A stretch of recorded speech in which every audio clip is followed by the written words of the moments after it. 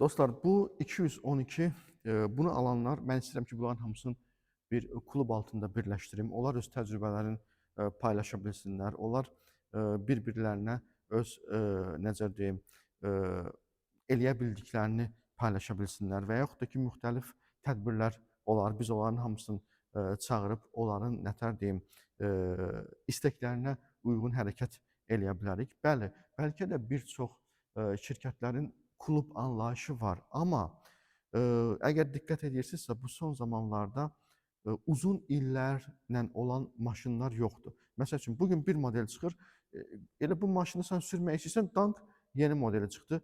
Üstündən biraz keçir, 2 ildə görsən ki, 3-cü modeli çıxdı. 4-cü ildə artıq ümumiyyətlə bütün kuza dəyişdi, modifikasiya dəyişdi və avtomobil tamamilə dəyişdi. Amma 212, yenə də deyirəm, ordudan gəldiyinə görə bu gündə dəyişilə bilmir. Bunun bir əvvəlki modeli 20 il bundan əvvəl dəyişibdir. Yəni düşünə bilirsiniz, yəni klub ona görə deyirəm ki, bunu sevənlərin birləşməsinə ona görə deyirəm ki, bu uzun müddət çəkəcək. Yəni inşallah Allah ömür versin. Yəni eee, deyir ki, şair deyir ki, nə qədər ki can daram, mən bəndə-i Quranam. Deyir ki, mənim nə qədər ki canım var, mən Allahın Quranın quluyam. İndi bu da onun kimi. Yəni nə qədər ki Allah ömür verib, o qədər müddətdə çalışacağam ki, bu işi belə, bu avtomobili belə nətər deyim, belə əfsanə səviyyəsinə gətirim. Yəni hər kəs bunu yolda görəndə bilsin ki, bu Vaz 469-un